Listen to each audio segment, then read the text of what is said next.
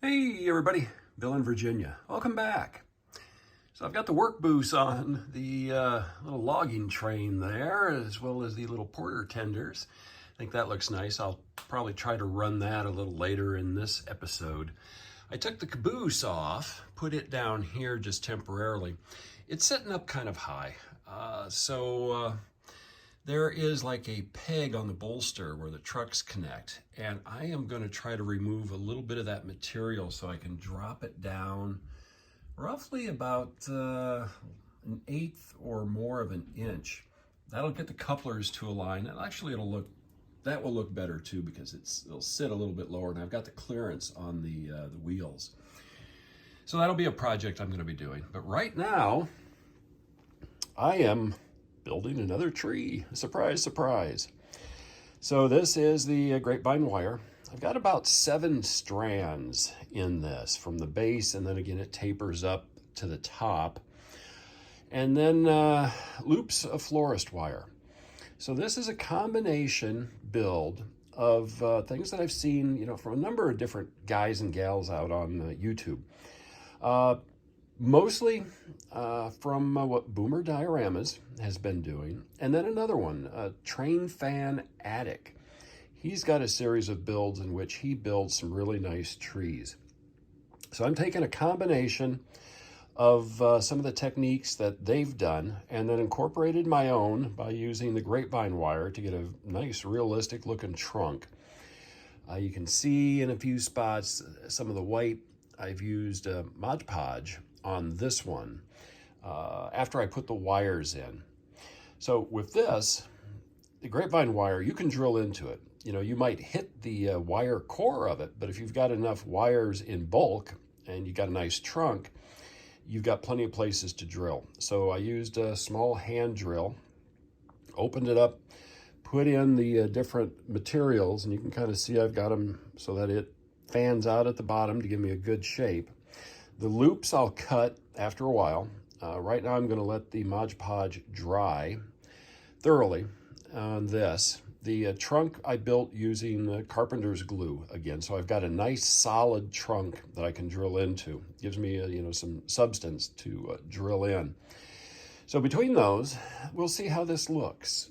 I will use combination of materials on this, 12 millimeter static grass to kind of build up the initial pieces. I'll spray paint it all brown, then come back in with the 2 millimeter static grass and a blend of Woodland Scenic's green ground turf, blended turf, and sprinkle it on using some of the techniques that I've seen off of Train Fan Attic. So we'll see how this looks here. If this looks good, I will do an episode where I do more of a dedicated build to just kind of show you the steps, but it's very easy. You look at Boomer Diorama, Train Fan Attic, and you'll be able to build a tree like this. So more to come. Let's see how this turns out.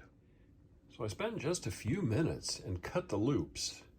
So rather than just cut right in the middle of a loop and spread it out, I did what I saw Train Fan Attic do.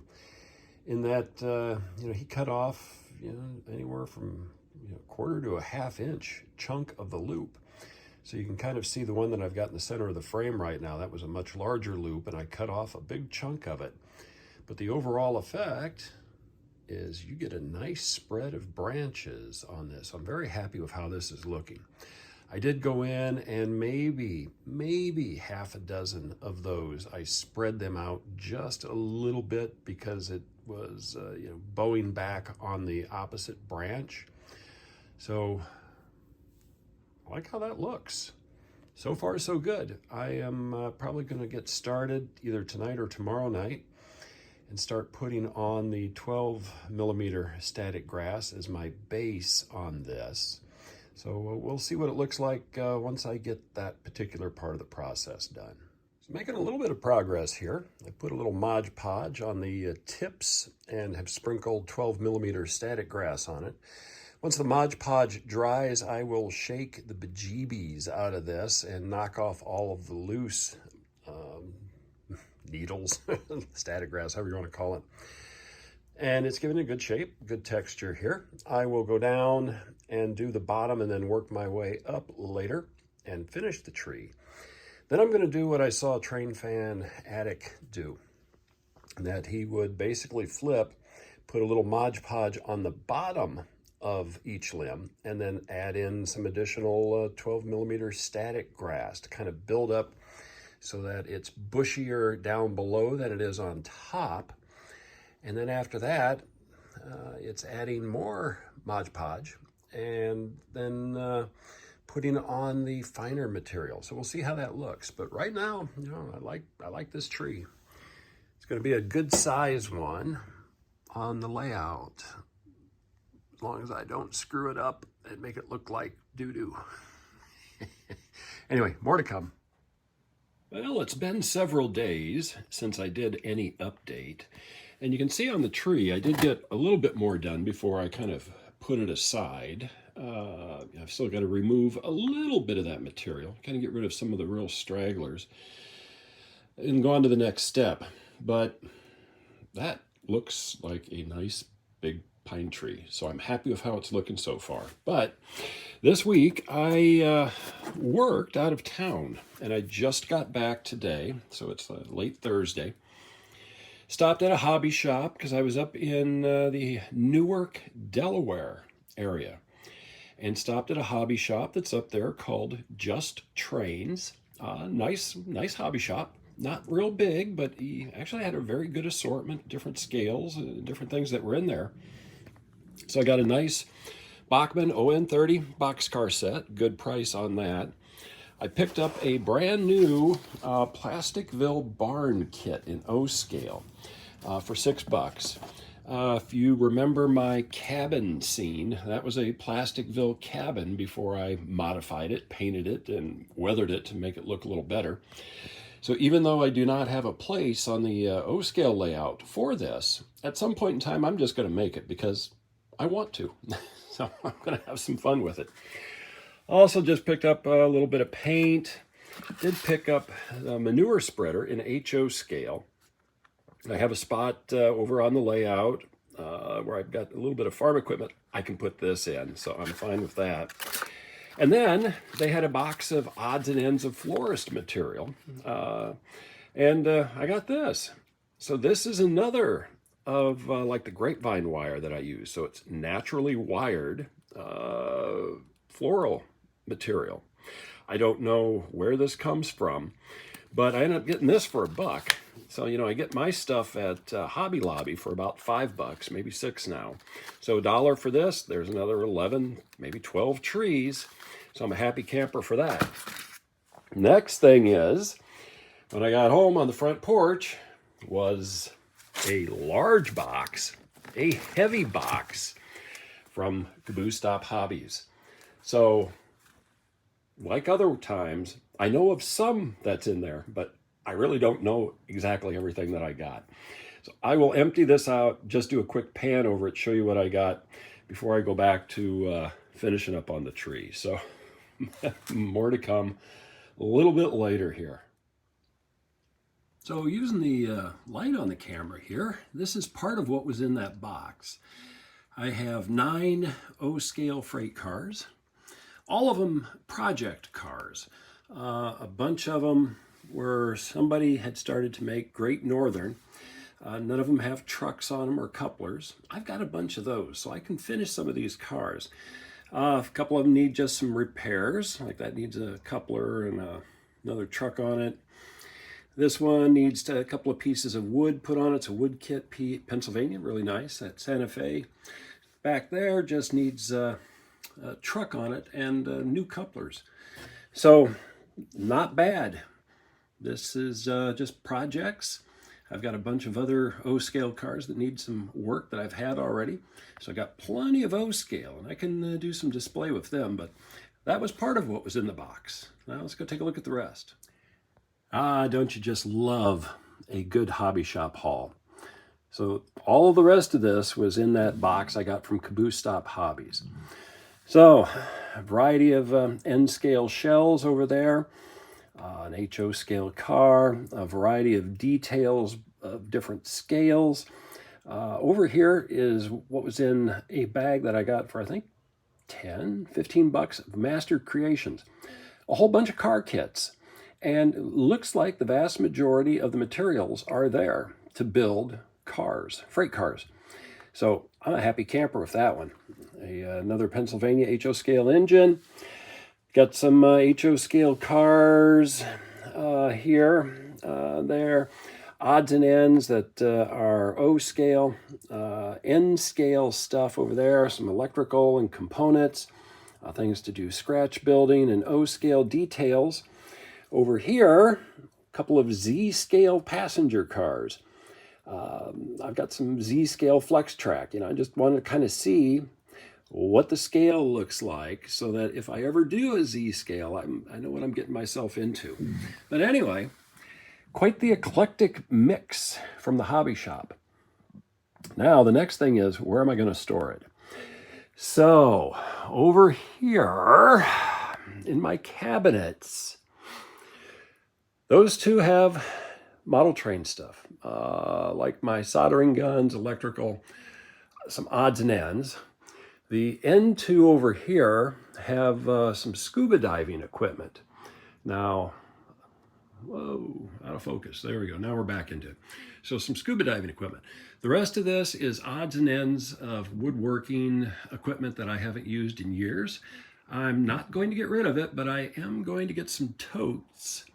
And I can separate it out by what I've got: sanding equipment, some drills, some other things. And I'm going to take over all of my cabinets. You've seen my workspace on the backside. It's full of trains. Up above, trains. I might as well use the cabinet space for model railroad stuff, since I haven't used most anything out of there for woodworking equipment for years. I'm not going to get rid of it, but it's just taking up space where I can use it for other things. So anyway, let's get back to making this pine tree. So back with the tree build here. I've come back in and I have spray painted the trunk and the limbs sort of a dark brown. Light coat, you can kind of see some of the variation on the trunk. And that covered the 12 millimeter static grass to make it look more like little twigs and branches. Now I did come back in and added some of the Mod Podge underneath on these branches, and then sprinkled 2 millimeter static grass along with blended earth or blended turf from Woodland Scenics just on the bottoms. So I'm letting that Mod Podge dry, and then I will come back in and brush up the tops of these lightly and add more to kind of build it up a little bit. You can see I've still got some wet areas up on top, which is fine. That will be covered and blend in as it cures. I also, adjusted some of the twigs a little bit, branches, just kind of make them up and down, give it a little variety. But I really like how this tree is looking so far. Again, it's not going to go there on the layout, but it looks like a nice pine tree. So I will do a little bit more with this, get the top of it taken care of after the coat I put on today dries. So I'll be doing that tomorrow, probably after work. And this should be done and ready for planting come Saturday. I'm probably going to take out a couple of my other scratch-built trees. And excuse me as we're walking over here. These were experiments. I think this one in that area will look better. So I'm not going to dispose of these trees here. I'm just going to kind of move them and put them into storage. And then this one is going to go sort of into that notch area. Yeah, that looks a lot better. So I'm happy with that. So anyway, I'll do a little bit more and then we'll come back and take a look at the finished product. All right, last segment for this video. So you can see I took out the two trees that I had there previously. I like this one a lot better. I've got to do some ground cover repair down there, but that's easy. And this one, the ends are still a little damp with the Mod Podge because I just put the final application on it and it looks good enough for my eyes. So this tree I consider to be done. I went in and added some dead branches down below here. Those are just roots I pulled out of the garden. And then, you know, nice branch detail. Limbs look good. You know, next time I do one of these trees, I'll modify my approach just a little bit. Might not use 12mm static grass. I might use just 6 and then the 2 in a blend. I like the blend. I think the 12mm static grass might be too much for the trees here, the way I do it anyway. So I will scale that back down a little bit, but the tree turned out really well.